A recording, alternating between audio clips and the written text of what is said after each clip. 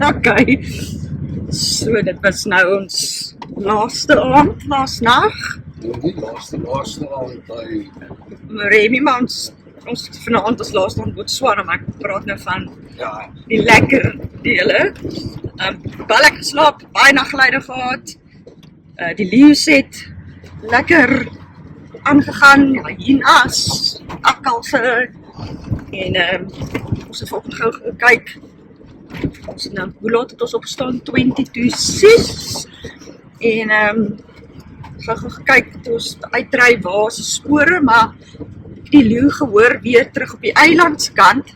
Ek dink hulle is terug die spore van hulle of by ons kamp gekom het aan die agterkant is definitief terug. So ek dink na hulle getuistering deur almal wat vir hulle gekyk het die laaste 2 dae het hulle besluit hulle gaan terug eiland toe. En ja, heerlike oggend vanoggend. Ek sal nie sê die pad is heerlik nie, hy's maar skitterig en stamperig en stoterig.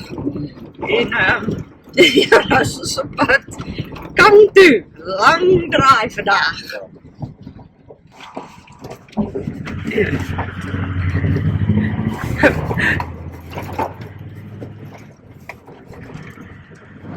So my man, ja, vertel gou 'n bietjie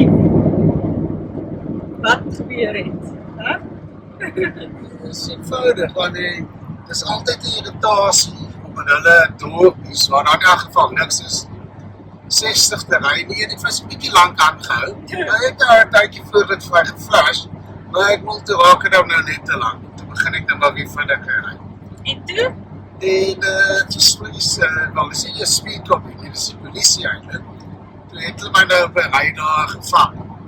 En dit het natuurlik nou verskriklik jammer gewees. En eerste fine in 20 jaar daar. En tog jy kan op weg kom met so 'n paar randjies in kontant, maar ek het ongelukkig nie baie daarvan hoor nie. Maar toe jou nog wel vir my discount gegee het by 650 pula, 400 pula gewang met 'n kwitansie. En so ek het al my papier weg, so ek dink hy het net gegaan en die spoed wat ek ry 'n bietjie verminder om nice te wees. So die spoed wat jy gedoen het was 83. in 'n 60 so. Ja, Okay. dis baie aanvaar. Ja.